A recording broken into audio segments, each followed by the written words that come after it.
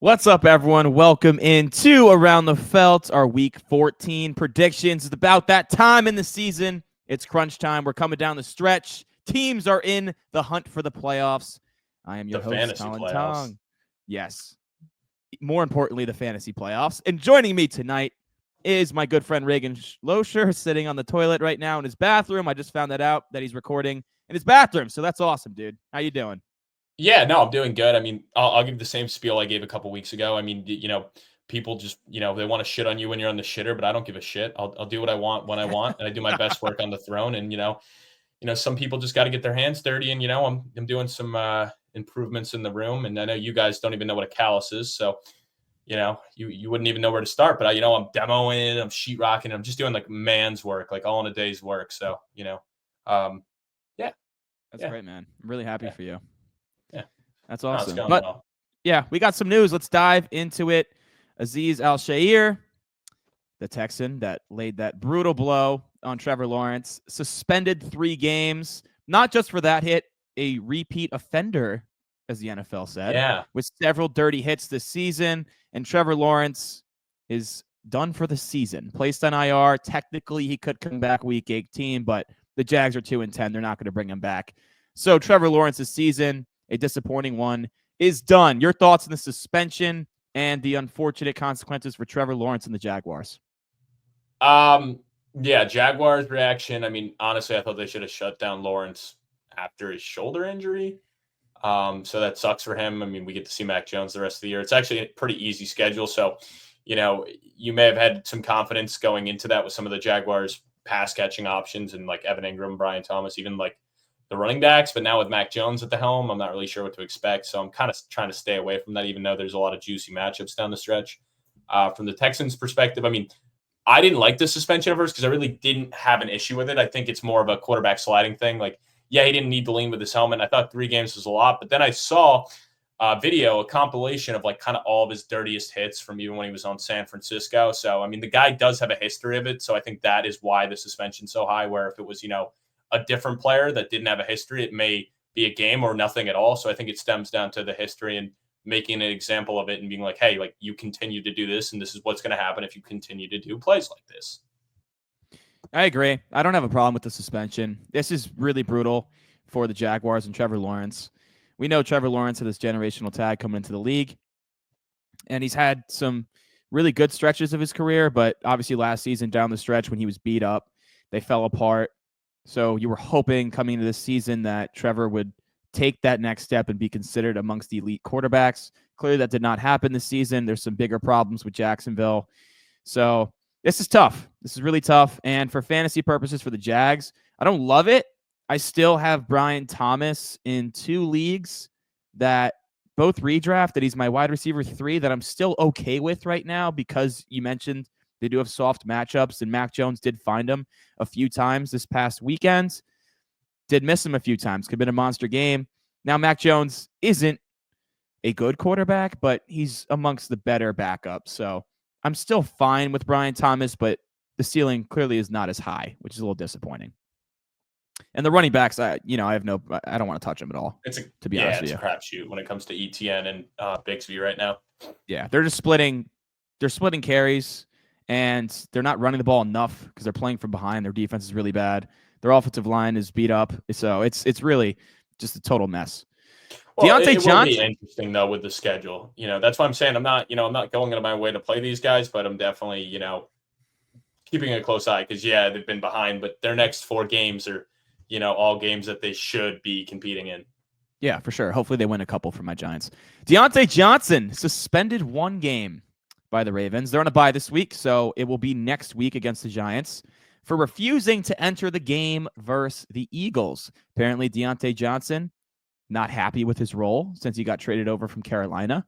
Deonte Johnson has had some issues with his teams in the past. On the Steelers he did. So this isn't new for Deonte Johnson, but refusing to enter the game, that's interesting, man. It's not good. And Baltimore at 8-5, they're going to make the playoffs. They're a team that has Super Bowl aspirations. And the thing is, they're still debating whether or not they should take more action, potentially just move on altogether from Deonte Johnson because they want everyone bought in. A weird situation for a team that historically has had a really strong culture. What do you think they should do with Deonte Johnson here? I mean, there's not much to do with this. I mean, I would think they would try to, figure out the situation for the rest of the year because, I believe Bateman got banged up as well. They don't have a ton of, great pass catchers there at the wide receiver position. So, and with him being on the last year of his deal, they got to figure it out because I don't think he's a long-term answer. And I don't think he will be there after this season. But in the short term, he's what they got. And this is a team with Super Bowl aspirations. So they just have to figure it out. And they have to figure out a way to get him involved because he was great on Pittsburgh and he looked very good on the Panthers with Andy Dalton. Yeah, he looked really good with Andy Dalton, you'd think, with Lamar Jackson. The thing is, it's like he's probably the fourth option in that offense when everyone's firing on all cylinders behind Henry, Zay Flowers, and Mark Andrews. You could argue is like likely, or if Bateman's healthy, above Deonte. But talent-wise, like Deonte Johnson should be involved here. And I thought he'd be a good fit. So this is pretty disappointing. Micah Hyde signs with the Bills practice squad. He's back. Not in his prime, obviously, but the Bills sitting pretty in the AFC right now, having already clinched the AFC East, are bringing back an old friends. We'll see how big his impact is, though. But Reagan, this is a pretty good move for the Bills. Low risk, potentially high reward. Yeah, no, I didn't have it. I think this is a smart one. Like you said, low risk, high reward. So, this is a defense that has played better without missing a lot of key pieces. And I know Matt Milano will be back sooner than later too, so that'll help. But I don't hate it at all. I thought he was back on Sunday. Did he not play Sunday? I thought he was back. Did he? I didn't think he did. I thought he was. No, I thought he was activated. Did he play though? I didn't realize if he did. Maybe he did. I don't. No, you're right. He did play. So I'm sorry. I completely missed that. But getting a guy like him back, so the defense is just getting back, and they're going to get better and better. And yeah, I mean, this is a team primed for the Super Bowl. So offensively, they're very good as long as they got Josh Allen. So if they can shore up some more spots on the defense with some veterans that have been there before, I'm all for it. Absolutely. That wraps up the news that we got today. Where's my boy Drock? There he is. There he is. Wearing the Look how excited y'all are. Look how excited y'all are to be when you see Drock on camera, baby. With the new headset on tonight. Come on. Yeah, you sound great, man. Thank you, brother. Thank you. It only took me about a year and 7 months to get a headset, so let's go. All right. We have a Matt McCullough. He's beating out Aussie tonight. Yeah, Matt. Let's go. Wow. It's going to be about his fantasy team. Yeah. One question he's got for us tonight. How do I make the driving Crooners a winning organization?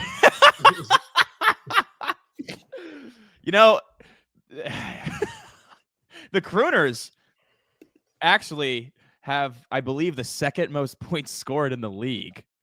But they're on the outside looking in the playoff picture.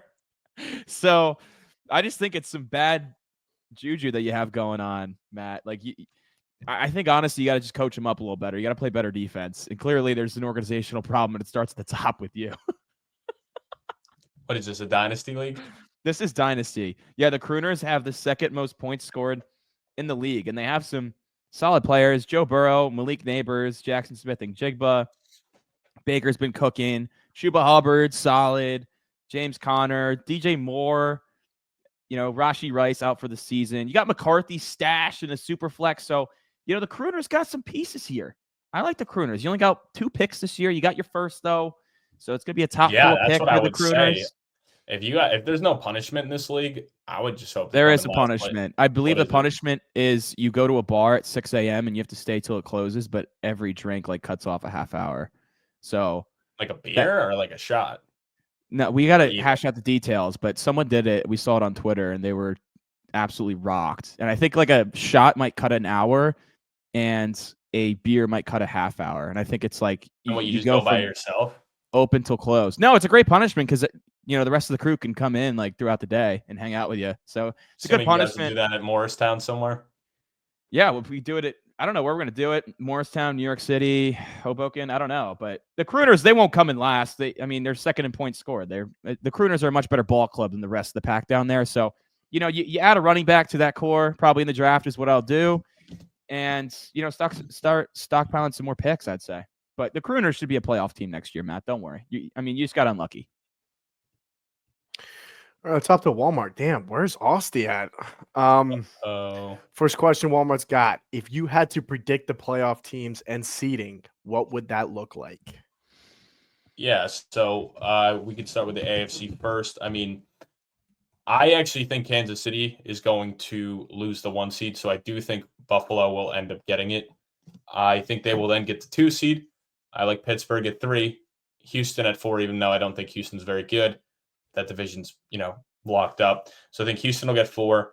I do think the Chargers get 5. I still think there's an outside chance that they catch Kansas City for the division. But obviously that will be completely a pipe dream if they lose this week in the matchup against Kansas City. Baltimore at 6 and Denver at 7. So I honestly do think, the only thing I could see switching is Kansas City and Buffalo and maybe the Chargers and the Ravens. But I don't see the Dolphins or the Colts catching the Broncos for the last seed. On the NFC side, I think it's Detroit. Philly, I would say I'm leaning Philly will end up getting the 1 seed just because, Detroit's still got to play Minnesota and Green Bay, so I could see them losing 1 or 2 of those. At the 3, I would think it's going to be a team from the NFC West. I think it'll end up being Arizona after they beat the Seahawks this week. At 4, I think the Falcons will hold on to the division. I think they'll end up tying the Bucks for it, but I think, obviously them having the head-to-head will end up working in their favor. And then I think Green Bay gets the 5, Minnesota gets the 6, and then I do think Washington ultimately holds on to the 7. So you'll be a happy Commanders fan. Yeah, I think the AFC is like the only team I could see falling out of the current playoff picture in the AFC is the Denver Broncos, but they're just playing really good ball right now. And Bo Nix, over the last 6 to 8 weeks, has continued to improve. And the defense is really good. So, they're 2 games up on Indianapolis, who's behind them. And I don't, even though the Colts schedule is really weak down the stretch, I don't think Miami can get back in the playoff picture. So the Colts are really the only team that's just due to a soft schedule. I don't think they're better than any of those 7 teams in the picture right now. I will say Chiefs hold on to the 1. I think the Bills will be the 2. I think Baltimore will win out and surpass Pittsburgh to get the 3. Houston 4. Pittsburgh 5, Chargers 6, Denver 7 is how I think the AFC will go. In the NFC, the Lions have a couple big games. Obviously, the Packers this week, they do have to play the Bills.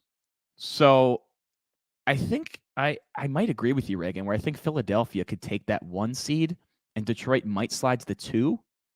Which could be tough for Detroit because if they meet up in the NFC Championship game, Detroit wants to be indoors. They want that home field advantage. Going at Philly is much more difficult than playing at home in the Dome in Detroit. The NFC West is tough for me. Seattle 7-5. San Francisco, I still was holding on to hope that they'd win that division and kind of figure it out down the stretch with McCaffrey back in the picture, but now clearly he's gone. So I think the Rams at 6-6 are really sneaky to win that division. 1 game back right now. I'm going to go with the Rams to win it. They got hot down the stretch last year. Now they're fully healthy. So I'm going to go with the Rams to win that division as the 3 seed. I'm going to stick with Atlanta. Picked in preseason to win the South. So I'll stick with Atlanta at 4. I'm going to go Minnesota 5, Green Bay 6, Commander 7. Second comment question he's got. Give me an anytime touchdown score lock for this weekend with good odds, and I'm smacking it. If you can't agree on one, I'll take 1 from each. See, good odds is tough because Alvin Kamara is scoring against my Giants. That's going to happen, right? Yeah, Saquon Barkley is going to score against the Panthers. I don't know what Jalen Hurts' line is going to be, but I think Jalen Hurts and Barkley both score against Carolina. I feel like by good odds, it's got to be at least plus 200. Because I'd say at least plus money. Yeah, it's tough because I don't have the lines in front of me. How about JSN? JSN has been feasting the last few weeks. I don't know off the top of my head how many touchdowns he has though. It's more been big yardage games, and JSN is kind of due. And I this Arizona secondary does not scare me. So give me some JSN action. Maybe JSN's in big dogs this week. I got to switch something up, man. I'm not seeing. JSN is plus 175. So I feel like that will suffice. Right? Certainly I would say that suffices. Yeah. suffices. I want Yeah. someone in that Titans Jaguars game because I think that one's going to be, sneaky high scoring. So I'm going to go with a Will Levis at plus 450. I think he may run that. No, I mean, it's juice. It's juice. I could see him running one in. I just think there's going to be a lot of points put up, especially on the Titans side. Like that Jaguars defense is terrible. So I could see some weird fluky things happening and stuff. And I think Levis is going to be able to move the ball a lot on the defense. So give me Will Levis plus 450. DK Metcalf plus 180. Run it back, Turbo. You're taking another Seattle receiver. That's my juice right there. Yeah. Because he's on your fantasy team, right? Put up I only take guys on my fantasy team and ones that I know. So Seahawks are going to put up 6 points this week. Yeah, exactly. It's going to be one of those weeks where neither guy even scores. Yeah. All right. Mr. Jerry Crampton. Crampy. First question he's got. What team has the best 1-2 punch at defense and offensive coordinator? I'm sorry, that was worded kind of. The best 1-2 punch. Who has the best offensive and defensive coordinator combo? Okay, I get it. It's hard not like Detroit just sticks out like a sore thumb with Ben Johnson and Aaron Glenn. They're two of the top 5 head coaching candidates in this cycle. So how about Vic Fangio and Kellen Moore? I mean, what they've done for Philadelphia. I mean, offensively, Philly's getting it done. Defensively, I mean, you can make a case they have the best defense right now. So give night me and day from last year, Reagan. Yeah, night give and me the day. Eagles coordinators. Yeah, give me Moore and Fangio. Who are you going with? Or are you just going to stick with the chalk answer? I'm going to stick with the chalk answer. Okay. Next question he's got. Is there a point where you have too many dynasty picks? Yes, because you can't hold all of them on your roster. Well, it does depend. It depends. Like right now in my well, you go. Yes, it does completely depend, right? Like I have my one league. I there's probably 2 guys on my bench that I'd be okay with releasing, and I have 2 firsts, 3 seconds. Those are all going to be on my roster no matter what.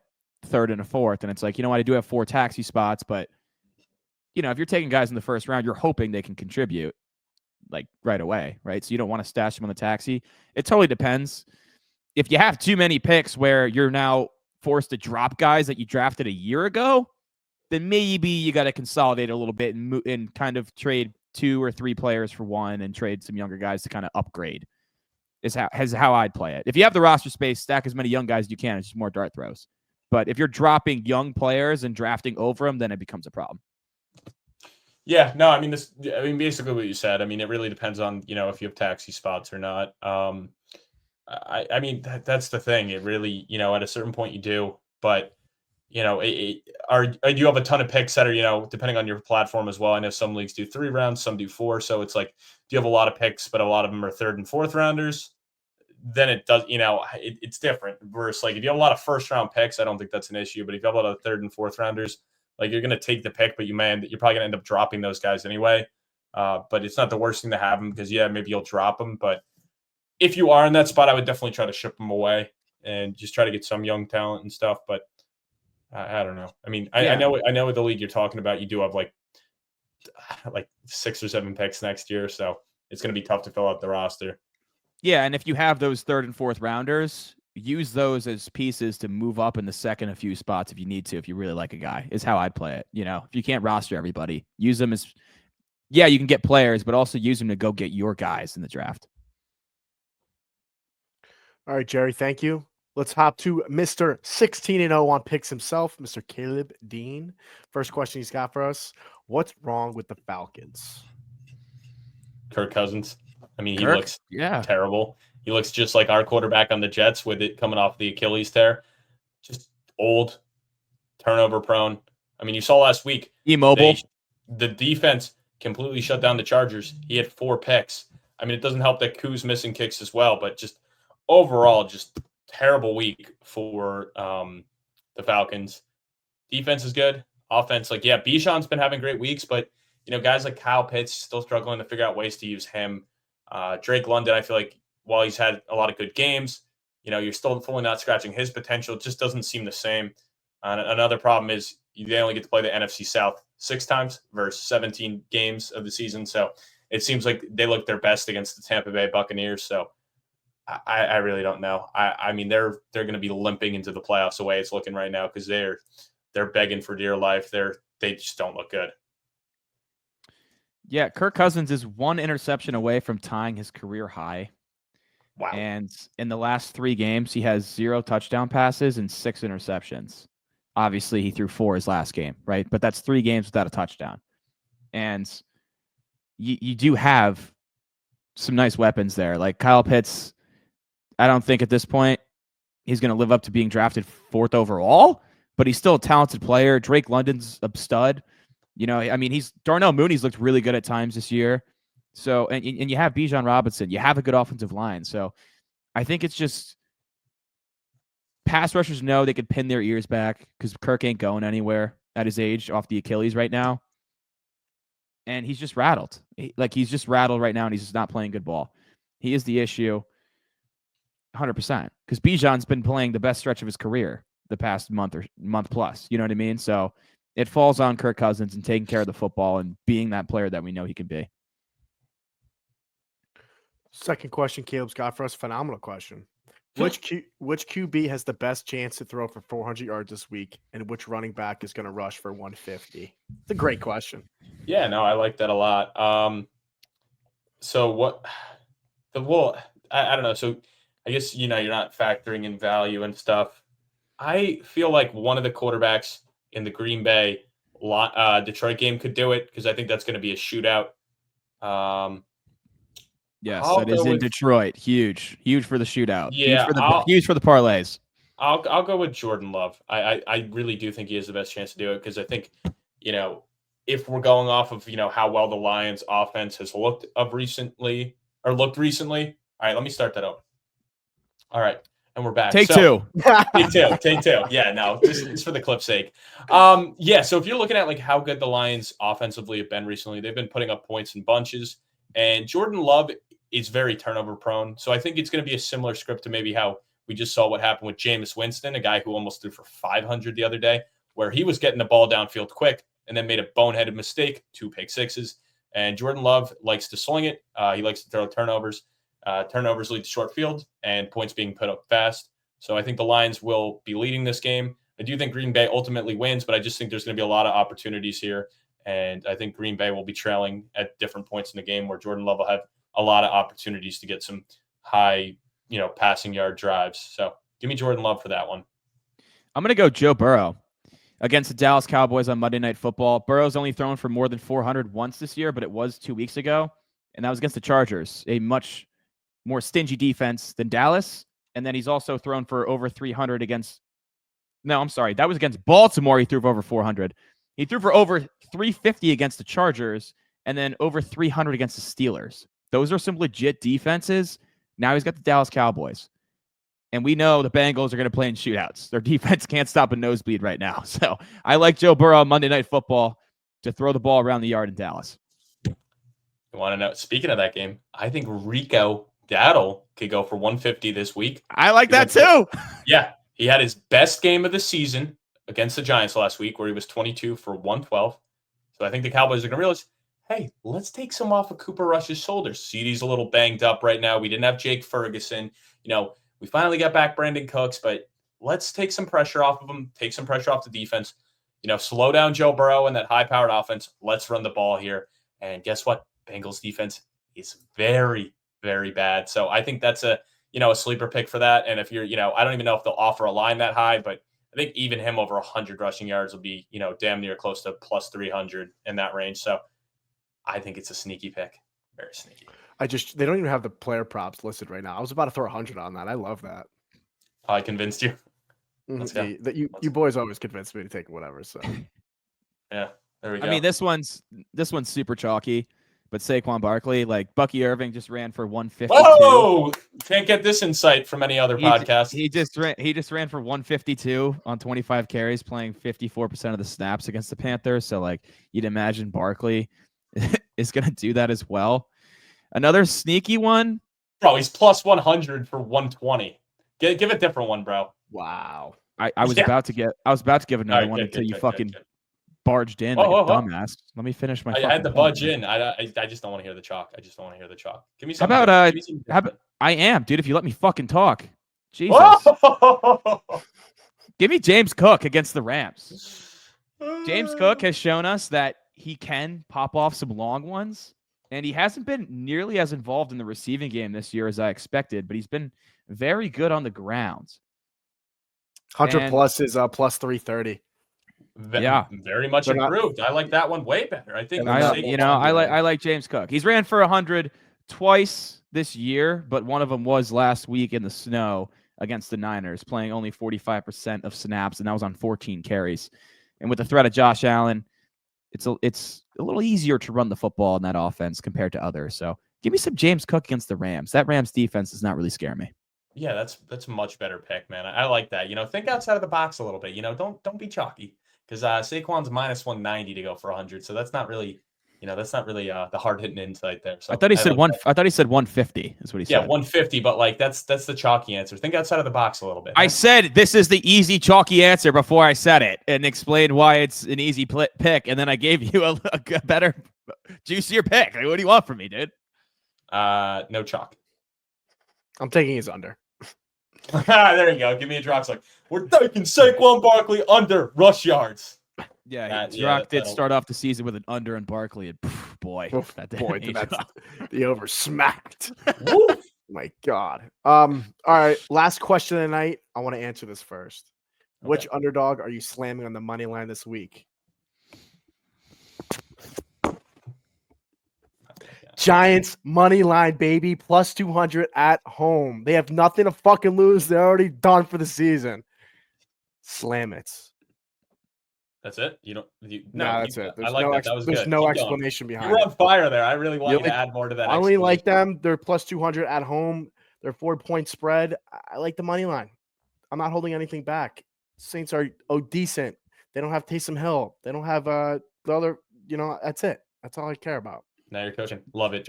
Giants money. Yeah, I'm gonna go with the Chargers on Sunday Night Football against the Chiefs. While it is an Arrowhead, Chargers have been playing some good football, especially defensively, in the Chiefs. And with that black magic, that voodoo magic, they just continue to eke out wins against very bad teams. I mean, think about it. Their past 3 wins have been a blocked field goal against the Broncos, a 3-point win in overtime against the Panthers, and then a weird fumble at the end of the game against the Raiders.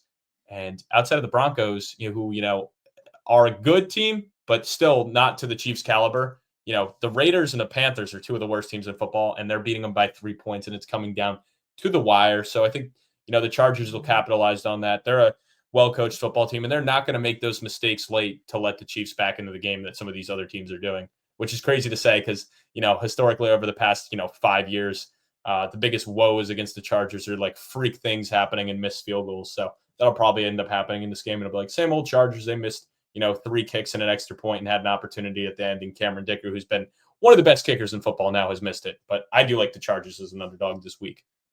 It's a good pick because the Chiefs really struggle to cover the spread. So I have the Chargers covering the spread. I do have the Chiefs winning that game, though. I'm going to go with the Bears. They're 4.5-point underdogs to the Niners right now. Vibes are low right now in San Francisco. I don't know if Trent Williams will be back. You're down to your 3rd running back.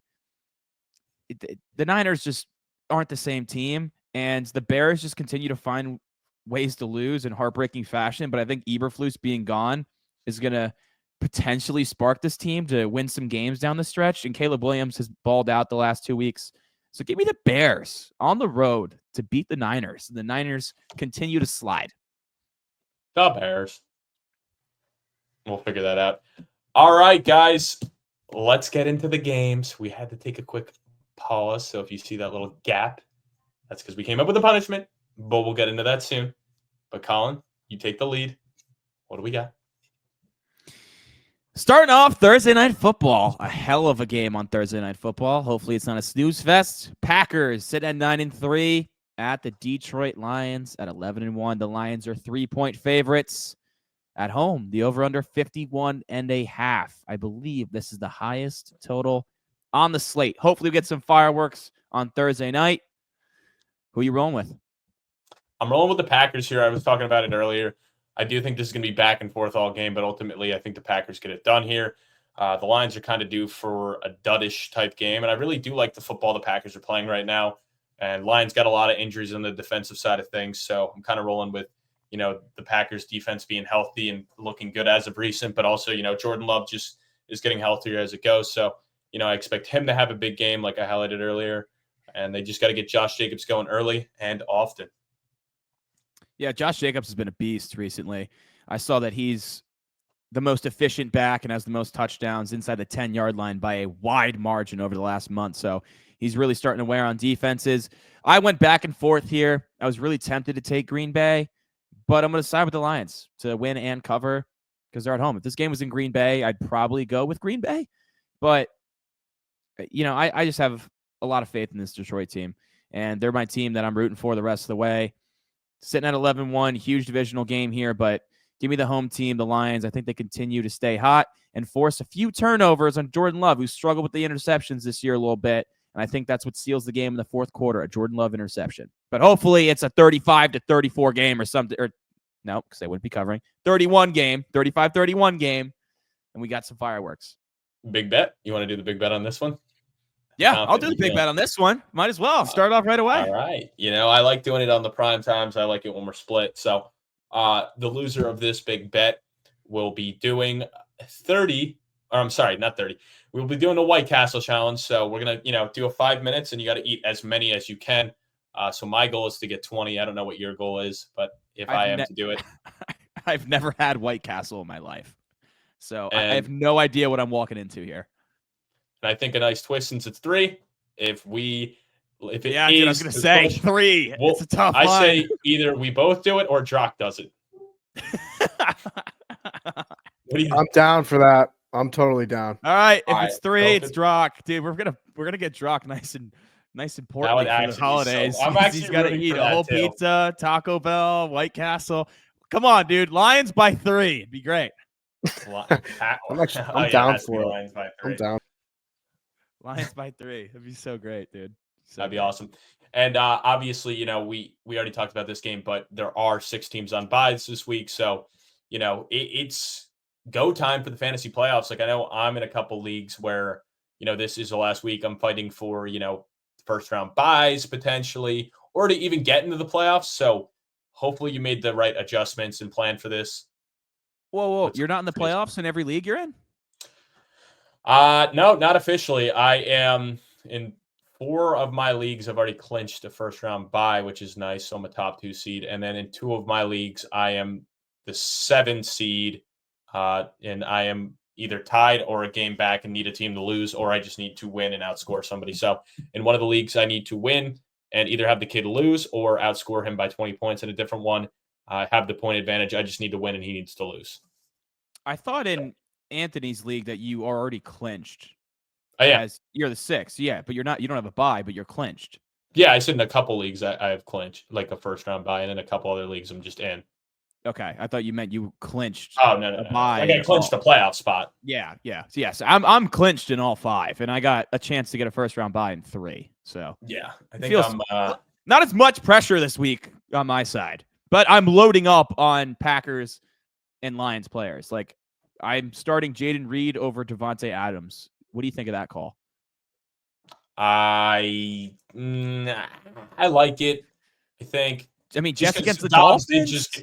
Dobbs did just get ruled out, and the Jets are weird right now because you just don't know what to expect every week. I mean, it was nice seeing him get ultra targeted last week, but could this week, with all the media attention, all that stuff, is it a big Breece Hall involvement game, and then he's going out of his way to get Garrett Wilson more involved? I don't know. So I would, and I also expect a lot of points in that Lions game. So I would rather, the game on turf and, an indoor stadium, or not on turf, but obviously on turf, but the game on an indoor stadium, with Jordan Love not having his full repertoire. I just think that means more for Reed. So I like it. Risky, but I like it. Good. Yeah. I mean, it's tough to put Devonte Adams on your bench, but that was what I was kind of wrestling with for my last spot. All right. The Saints at my Giants. Saints at 4-8. The Giants 2-10, including 0-6 at home. So that's a lot of fun. I'm really happy I got to see all those losses this year. The Saints are 4.5-point favorites. The over-under 40.5. I'm still debating whether or not I will be in attendance for this game. Wow. I don't know. I'm on the fence. Here. No, he'll be there. He'll be there. It's Are going you to going, be. Dave? Yeah, of course I'm going. I've been at every game this year. The season ticket holder here hasn't been every one, but I have. Dave, I've been to over 100 Giants games, man. Shut up. How about this year, though? Uh-oh. How about this year? Uh-oh. He's got you. Even He's when the got you boys there. are down, I go down with them. I don't care. I'll support this organization till I die. He Yeah, does Dave, have you some of there. us have a podcast that we actually have to like watch football for and prepare for. Some of us just, sit there like a dumbass. So I don't know. Maybe I want to hone in on some games that matter a little bit more. I think Okay. Dave struck I don't the know. chord. How did He that hit him with the correlate to dumbass. me going to a Giants game? You're gonna miss a lot of ball. You don't got to talk about the ball on Tuesday or Monday. I do. What? You just On lit Monday, a fire under his ass. I'm Dave. so confused. I don't know. Yeah, it's all right. Went over your head, your bald head, but it's all right. All right. Dave, I'm giving I Dave think he's not. just. Dave I won think this he's argument, salty. but he's He's calling salty him a because I called him dumbass fat. and he's taking cheap shots on the hairline. So I don't know where this is Dave got headed. you, So I'm leaving. I love it. I'm always happy to have the true Giants fan on here, and I am not a season ticket holder, so I don't go to every Jet game. But if I was a season ticket holder, I would 100% be at every game. So it definitely puts your fandom in question, but it's okay. It's okay. Who are you going with here? I'm going with the Giants here. I'm not sold on the Saints at all. And well, obviously I'm not sold on either team, but the thing that really made me like the Giants in this one is the fact that Drew Lock will be starting, will not be Tommy DeVito. I think Drew Lock is way better for this offense. He gives them a way better chance. So I think Neighbors could have a big game here, getting ultra targeted. I'd like to spot for Tracy as well. We're on the Saints side of the ball. They just lose offensive weapons every week. We just talked about it earlier. They lost Taysom Hill. Obviously, Olave is out. Shahid's out. So they're just lacking a lot of talent there. I mean, they still got Kamara, which is great. And I know the Giants are missing Sexy Dexy, so Kamara should easily go for over 100 scrimmage yards. He might even be pushing 200 by the end of things. But it really came down to you're giving me 5 points at home. And, I don't know. The Giants always come out and have like weird games. So I think they can hang around here. And I like the Drew Lock effect. That's another guy. Sneaky, maybe 400 passing yards for him. You never know.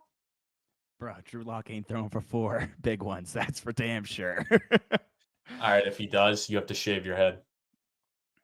No, I'm not doing that. He might. No, dude, I work in corporate America. I can't just walk in. Why? What are they going to say if you come in to with a work buzz next cut? week? Just What? No. What? I hate that excuse. a buzz cut is different from taking a straight razor and work shaving my head. That's different. If you shaved your head, they're going to be like, you're fired. Even though there's probably people in corporate America with like pink hair, purple hair, blue hair, you name it. But you with your buzz cut, they're going to be like, no, that's not what you said. does not you didn't fit our No, that's not what you policy. said. You didn't say a buzz cut. You said You shave your shaved your head. head I'm too, taking a okay. straight razor fucking to my head. Yeah. What about the guys that are bald by not choice? What do you think?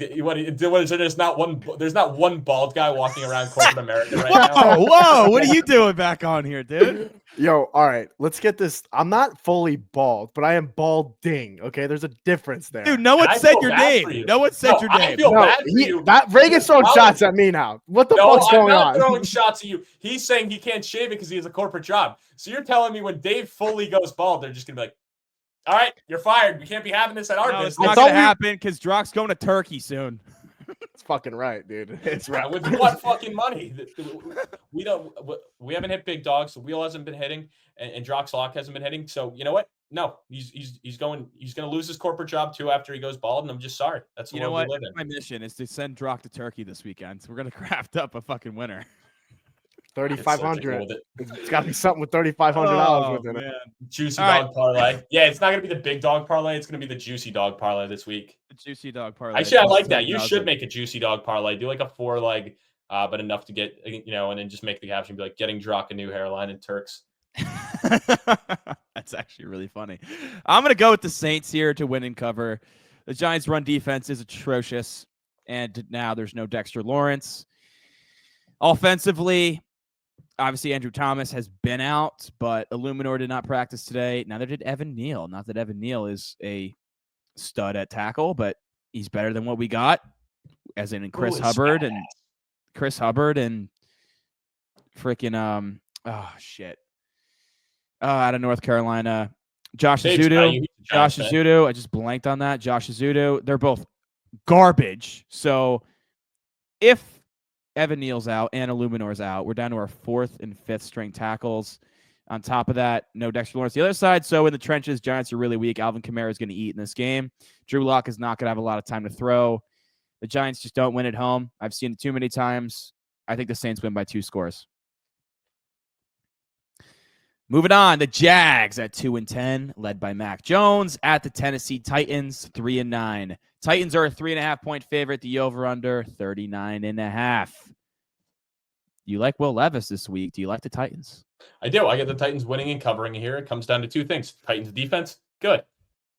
Wow. And then people are going to be like, wait, Titans defense is not good. Because then they'll point to 2 games, the Lions and the Commanders. Both of those games were not the defense's fault. The offense and the special teams made bad plays and put them in bad positions, and then it just got out of hand. So in a game like this, where you're going against a terrible Jacksonville offense, who's led by Mac Jones with not the full cast of good weapons on that Jaguars team, yeah, I like it. So I think Levis can get it done against a bad Jaguar defense, and I think this Titans defense that is good will stop Mac Jones-led offense completely, and we'll see more of the Mac Jones Jaguars teams we saw over the first couple games versus, the second half of last week where they were able to get a lot done against the Texans, who are fraudulent. And yes, the Titans are fraudulent as well, but I do like this Titans defense a lot here. So I think they can win by double digits here, and I think it'll be a low scoring. Maybe not low scoring. I think it has the potential to get out of hand. It really depends on what Jaguars offense shows up, but I like the Titans in this one. I'm going to go with the Jaguars here to win and cover on the road. I don't know why. I think Will Levis is going to have some mistakes here that are really going to cost him.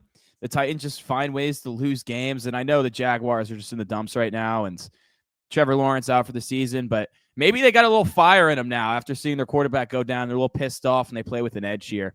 These are 2 garbage teams that are both going to pick in the top 7 in the draft. So I'm going with the Jags just based off the vibes here. I don't know. I think they sneak out an upset. Jets at Dolphins. Jets at 3-9. Dolphins 5-7. Miami's a 6-point favorite at home. The over/under 44.5. Reagan. Going against your Jets. You got to let me know. Are you still backing these boys after they've let you down so much this year? So I got them to cover, but I do have the Dolphins winning here. I think the game will end up being close. I think it'll be the Jets we've seen all year, where they have a chance at the end of the game, and then Rodgers, a guy who has historically been good in clutch situations, just can't seem to get it done. I believe he's 0-5 in games where he had the opportunity to win at the end and have a game-winning drive. So, if a couple of those go differently, we're looking at the Jets differently, but they didn't. I mean, think about it. If he's 5-0 in that, then we're an 8-win football team, but we're 0-5. So we are a 3-win football team. So I think history repeats itself. Jets keep it close here, but the Dolphins get it done. They need it. They still have some hopes. And, that offense has looked better. The game is in Miami, so don't worry about the cold. It will not be in effect here. And just the way our defense has been playing, I find it hard to believe that A-Chain and, even Mostert, the combination of both of them, don't go for a combined 200 rushing yards. They're going to run all over us. We don't have the speed to keep up with that team. I agree 100%. I have the Jets covering because it just seems like they lose close games, but Miami winning. Even if this game was in New York, I'd still take the Dolphins to win here. At 5-7, yeah, it's going to be tough for them to sneak into the dance, but mathematically they still do have a chance. Yeah, but keep winning. Vibes in Miami aren't very high right now, so not necessarily a team I'm very confident in. I just think, as you mentioned, there's too much speed. This Jets team it feels like they're just somewhat kind of checked out right now, not playing as hard as they can. So I'm going to go with the Dolphins here. Hopefully Tyreek Hill cooks Sauce Gardner a little bit here. I need him in a one league where I have a chance to get a bye, but I need to win and get some help. So need a big game out of Tyreek. Get right before the playoffs here. And I agree 100%. Devon Achane should have a big one in this one. And the Dolphins win. Rodgers, make some plays early. Looks a little good. You're like, oh, there's Aaron Rodgers. But ultimately, at the end of the game, he won't be able to get it done. And I hope you're right as well with Breece Hall. Hopefully, they try to unlock them in this game. I After think what's I think gone they'll down try this at the season. very least. They have to, man. I mean, it's it hasn't been good. It has not been good. They got to find ways to get them more involved. 100%. So Atlanta at 6-6 going at the Minnesota Vikings, who are 10-2. Minnesota's a 6-point favorite with a 45.5 total here. I think that's a pretty high total. I like it. We'll see what Kirk Cousins can do in his revenge game at Minnesota. I don't know, man. I like the revenge. I took Minnesota here, but now that it's a revenge game, I'm like, Kirk Cousins hasn't thrown a touchdown in 4 weeks. He's thrown 6 interceptions in that time. Revenge game. Kevin O'Connell knows Kirk Cousins very well, probably knows how to game plan for him very well. But then again, revenge game. I don't know, dude. Are you rocking with Kirk on the revenge game? I am. I just think it basically comes down to Atlanta's just so due. And that's a lazy take. And, Minnesota always seems to get it done. Obviously, they're 10-2. But at the end of the day here, I just really do think the Falcons are due for a big game. I think Cousins will bounce back. And, I love the revenge aspect. So give me the Falcons here in a close one. But I think ultimately they get it done and Kirk is able to handle that, blitz-happy scheme that Brian Flores runs. I'm going to go with Minnesota to win and cover the 6 here. Yeah, okay. I'm going to have them to win and cover. It's just they continue to find ways to win. I know last week it wasn't pretty, but it's just hard to put my faith in this Falcons team right now, given the way Kirk has looked. It's just once they're going in opposite directions right now, I feel like. So with Minnesota being at home, I feel like I got to take him here. But I do have a lot of love for the Falcons, and I'm rooting for them to make the playoffs. And I got a lot of Falcons on my fantasy team, so I'm hoping it's a high-scoring game here. But ultimately, the Vikings are a better team. They've been better all year. They're better right now, and they're at home. So I know 6 might be a lot here for a team like the Falcons that we anticipate should make the playoffs, right? Like they should over Tampa Bay, I think. But I don't know. I just can't buy into it right now. We'll see, though. If Kirk goes out there and lights the Vikings on fire, I will not be shocked at all.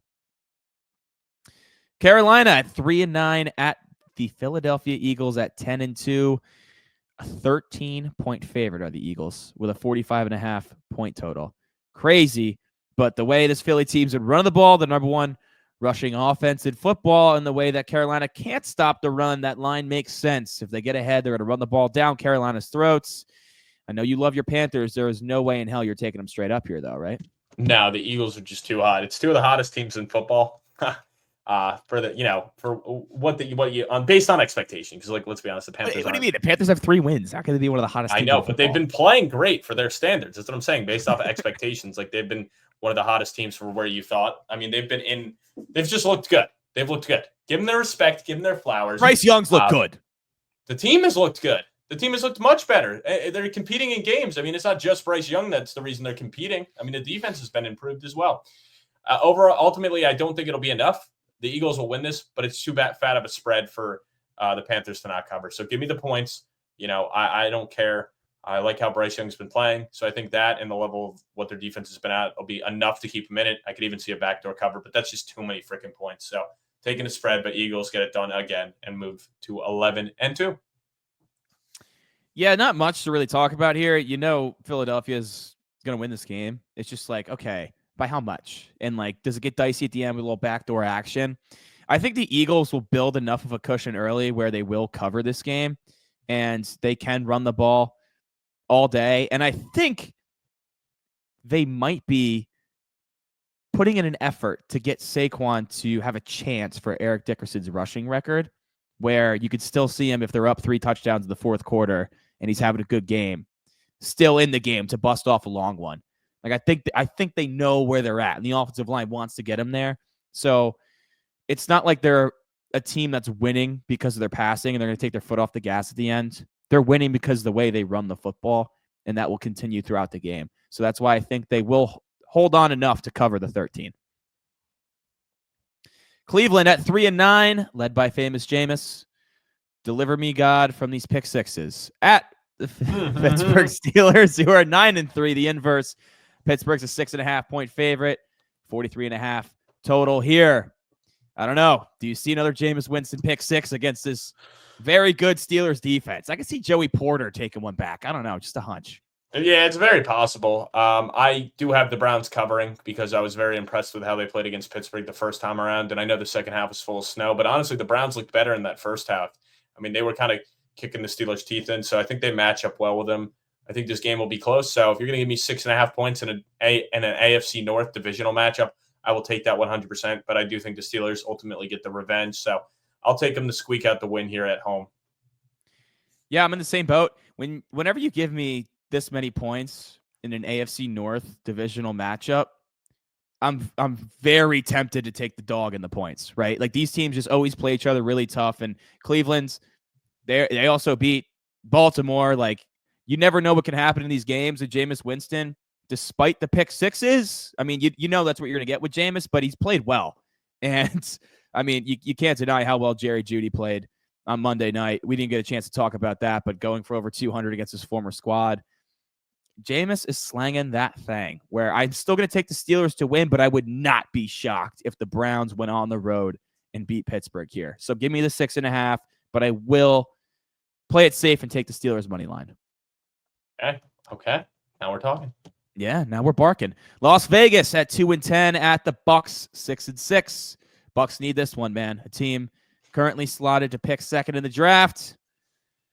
Bucks tied up with Atlanta, who's obviously, we mentioned earlier, has a much tougher matchup with Minnesota. Tampa Bay's a 6.5-point favorite. The over-under 46.5. You don't believe in Aiden O'Connell to get this one done, do you? I think I'll have another solid game. I mean, I was actually very impressed with how he played against Kansas City, but ultimately took the Bucks here to win and cover. I just think they need this game more. And I think the way the Raiders lost is very deflating. I know, it's a division game, so I always expected it to be closer than people expected. But I just think that's very deflating to lose that way and be in it with, the two-time or the reigning champs who have won the past two Super Bowls. I'm like fucking fumbling on my words here. So I think that's a very deflating loss for a really bad team. So I just think the wheels are falling off, and I just think the Bucks handle them here. I think they win by double digits here, and I don't think this is really ever a game. Yeah, I'm gonna go Tampa Bay to win and cover. Just a significantly better team. The Raiders they just don't have the talent right now. And that's just what it is. Like you look at their roster from top to bottom, you're like, okay, how many legitimate building blocks do you have? Right? I'd go Brock Bowers, I'd go Max Crosby. You can argue Christian Wilkins, although he's been kind of quiet this year. That's really it. Like they're derived of talent. O'Connell did look really good against Kansas City, and Tampa Bay's pass defense is not even the same stratosphere as Kansas City. So there's a chance where this game does have shootout potential. But I think Baker Mayfield against this Raiders secondary is going to eat. I think Mike Evans is going to eat. I think Bucky Irving continues his hot stretch. And I think it's just too much firepower offensively for Tampa Bay for the Raiders to keep up with them, to be honest with you. So give me the 6.5 on Tampa Bay. Seattle at 7-5 at the Arizona Cardinals 6-6. The Hawks are actually 4-1 on the road. They're a much better team on the road than at home, which, the 12th man, they got all that going on. Tough place to play in Seattle. They've done better on the road here, and this is a massive, massive game in the NFC West as they come down the stretch here. Who's going to get the division? Cardinals are a 2.5-point favorite at home. The over-under 44.5. Kyler Murray, Geno Smith. Which guy gets it done this week? Kyler Murray does. The Cardinals get it done. I actually feel very confident in this one here. I think they beat the Seattle by 10 points here. Like I still don't believe in the Seahawks team. I mean, they've been getting it done in weird ways, but they're so inconsistent. They're just so inconsistent. I mean, one week they look like they're super dominant. The next week they're like losing to bad teams. So they always just seem to be in weird spots. And I'm still not sold on Geno, and there's no reason to be. He hasn't been good this year. I mean, last week they should have lost that game. It really comes down to the defense making some big plays against a mentally defeated team. So I think the Cardinals are going to have a game plan here to go win that game. And also, Seattle beat them early on. So I just find it hard to believe that they're going to sweep this series. So I like the Cardinals at home here. It's a get back on track game. And I think another big Trey McBride game, I think will be heavily targeted. He's a guy I feel pretty confident in going for over 100 yards in this one. I'm going to take Seattle. Yeah, it's not because of Geno Smith. I'm not a Geno Smith believer. Yeah. And I agree with you. This is one of the most inconsistent teams in the league. You never know what you're going to get. But I like the way Leonard Williams is leading that defense right now. Like, really, Big Cat's playing well. Kyler Murray did not really impress me last week, and he is my fantasy quarterback, so I don't love it. And there's always that thing where down the stretch, Kyler starts to fizzle out a little bit. So I wouldn't be surprised if he starts to struggle a little bit more in this game. So I'm going to go with the Seahawks on the road to get it done here and kind of give themselves a little bit of a cushion in the NFC. I mean, assuming the Rams lose to the Bills, which we'll get to is the next game, but Seattle can get themselves a 2-game lead in the NFC West, which would be huge for them. And I agree with you. Trey McBride's going to have another monster game because he has a big game every week, it seems like. But with JSN just feasting right now, with DK back in the picture, Walker historically plays well against Arizona. I'm going to go with Seattle, not because of Geno, but because of the other pieces around him. Buffalo at 10-2 at the Rams, who are 6-6. The Bills are a 4-point favorite, 49.5-point total. Man, I really like this 4:00 slate we got going on Sunday. This is a huge game for the Rams. The Bills, they just clinched the division. They have a ton of momentum right now, sitting at 10-2, but you know they want that 1 seed, so they have home field advantage in the AFC. Does Buffalo cover the 4? Or do you have an upset outright? I actually have an upset outright. I think the Rams get it done. Yeah, no, I love the Rams at home here. Yeah, I think Buffalo's coming off such a dominant win. I think this is very trappy because people are like, that's not. Yeah, I guess 5 is still a lot of respect they're giving Buffalo, but I think a lot of people are going to be betting Buffalo heavy favorite in this one. And I really like the way the Rams defense has been playing. Like, those young pieces are starting to come together. Jared Verse, obviously, right now is the favorite to win the Rookie of the Year or Defensive Rookie of the Year. So, and I think, offensively, I think it's going to be a tough one for Buffalo to match up with guys like Kupp and Nakua. So I think Stafford's really going to be able to expose that secondary, and they're going to have a tough time slowing them down. So it really comes down to, me just liking the matchup on paper. So I think it ends up being close, and I think this one definitely hits the over. This is one I could see, being in the mid 50s at the end of the game. Not both for both teams, but just combined. I could see the Rams and Bills both flirting with 30 points. So yeah, I like that a lot. I do have the Bills, but I agree on the over. Like, anytime you see 2 high-powered offenses playing in LA, you got to be pretty hopeful that there's going to be a lot of points scored. Nakua's been a beast since he came back. Kupp's been playing really well as well, but I mean, he was kind of absent last week, so hoping for a bounce back out of him this week. I just am going to take Josh Allen here. I think he should be the MVP. I think he's going to have another monster game to kind of separate himself from the pack a little bit here. Hopefully. I mean, I don't know. I think you got to give it to Josh Allen over Lamar, but it's like then the Barkley conversation. But you always got to think that quarterbacks can get the nod. So in this matchup here, and I agree with you, Jared Verse has been a beast. Braden Fisk has been really good on that defensive line as well. It is still a really young defense, and Josh Allen is that dude. So I'm going to go with Josh Allen on the road to get another one in the win column. Chicago at 4-8 at the 5-7 Niners. Chicago 0-5 on the road. And I mentioned earlier, I like the Bears as a dog in this one to get their first win on the road this season. Niners are 4-point favorite. The over-under 43.5. You taking the Niners here? Tell me why. I got the Bears to cover, but I do have the Niners winning here. I just think the Niners, I mean, they're still in it, so they're still playing for something, where the Bears, at this point, it's just deflating loss after deflating loss. And I know they just got rid of Eberflus. So, you could give them that head coach bump where it's like, hey, the interim's now in and everyone's happy because he's gone. But ultimately here, I just think it's a lot going on in this organization right now, and they just love losing in hilarious ways. So that's why I'm like, you know what? I'll have them covered just because I could see them losing by a field goal yet again. I think it's been 3 or 4 games in a row now that it's been decided by 3 or less. But, the Niners, even obviously no McCaffrey at this point. He's done. No Mason. I think Garendo, he'll get it done. Purdy will be there. Kittle, Debo. They still got enough guys that I feel confident in the Niners here. So we'll see, though. Yeah, I gave my whole spiel when I took the Bears earlier, so I'm not going to get all the way into it. But Caleb Williams playing really well. No more Eberflus. Gives his team a spark. How often do we see an interim head coach get a win in his first week? I think it's pretty common. So I'm going to go with the Bears here on the road to beat the Niners in a season where it's really a season from hell for the San Francisco 49ers. Chargers, Sunday Night Football now at the Kansas City Chiefs. Chargers 8-4, Chiefs 11-1, including undefeated 6-0 at Arrowhead. Chiefs 3.5-point favorites with a 42.5 total here. You mentioned earlier, this is your underdog pick of the week. The Chargers, Jim Harbaugh, Justin Herbert. This is going to be a really fun game. I don't anticipate a ton of points here. I actually like the under, but you want to dive into a little bit why you got the Chargers? No, you explained it a lot earlier. Yeah, I mean, a lot of it stems to just how the Chiefs play these games close and how the Chargers aren't a bad team that the Chiefs play down. Like, I don't think the Chargers are going to make these mistakes that we see these bad teams make to allow the Chiefs back into the game. Like, if the Chiefs show up terribly on offense, the Chargers are going to capitalize. And the Chargers, like, Herbert is a good quarterback, and I know the weapons aren't great there, but he still gets it done, and he's not going to turn over the ball a lot. So I think it's going to be tough for the Chiefs to get that voodoo magic here. So I like the Chargers a lot here. I do think they get it done, and I think the Chiefs, like, if they do end up with the 1 seed in the AFC, like, they're really going to be limping into it. I think it's going to be tough for them to hold on to it because I think they're going to start to get some losses down the stretch and really be limping into the playoffs with a couple bad losses. I'm going to go with the Chiefs to win, but Chargers to cover. The Chiefs, I don't know their exact record against the spread, but I know it's very bad. And it's not even like this is a big total.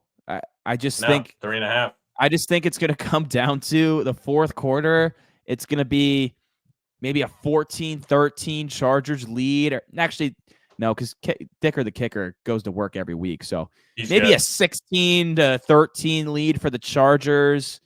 16-14. It's going to be like Mahomes at the end of the game either forces overtime or gets them in field goal range and they get it done somehow, just because it seems like that's what always happens with Kansas City. I think both teams score under 20. Chiefs win, but the Chargers cover in a close one. And I'm really curious to see how Justin Herbert looks. Herbert, I love watching him in primetime. I feel like that's when he plays really well. And this is a legitimate test. And going at Arrowhead at this point in the season for a Chargers team at 8-4, where obviously coming off a really bad season last year, but now you bring Jim Harbaugh in the picture. A lot of people didn't expect them to be here, given the state of the roster, but here they are. This is a really good test. This is a really good test for the Chargers at this point of the season, going at Arrowhead in December to prep themselves for the playoffs. So I'm really curious to see how Herbert and the squad looks in this one. Bengals at Cowboys, Monday Night Football. A game that I'm sure ESPN, when they got before the season, they're like, oh, yes, Week 14, Burrow, Dak, this should be a great matchup. You know, Bengals at 4-8, Cowboys 5-7, no Dak Prescott. Bengals are a 5-point favorite on the road with a high total 49.5. So at least that's good. I love the primetime games this week, man. Packers, Lions, Chiefs, Chargers, Bengals, Cowboys. Obviously, Monday night, not as indicative of future playoff implications, but it's a fun one nonetheless to watch. Some fantasy matchups come down to the wire. You know, it should be a good one. Who do you got here? Maybe you can hit a bet in primetime games. Yeah, I'd never hit bets in primetime games, bro. Oh, I thought he was chirping me. I was like, what? No, he's chirping me. Yeah, I got the Cowboys in this one. Ultimately. Straight up, dude. Cooper Rush, Rico Dowdle. Yes, Cooper Rush, Rico Dowdle, CeeDee Lamb. Those boys are going to do it. Bengals suck. Defense is terrible. And, you know, granted, they played the Giants last week, but the Cowboys defense is getting healthy. They're getting guys back. Parsons is back. Bland is back. You know, some of those key impact players that they've had in the past that have really had them to have good defenses. So I like them in this matchup. I like their defense a lot more. And I think Cooper Rush can do enough offensively. And especially against the Bengals defense, they let everybody go off. So I'm not too worried about it. So like I said earlier, I think Dowdle could go for 150 in this game. I think Rush could go for 300 for sure. And I think CeeDee Lamb should have a big game here. If the Bengals are smart, they'll try to take him out. But can they really take anyone out? This game should be a shootout, though. It should.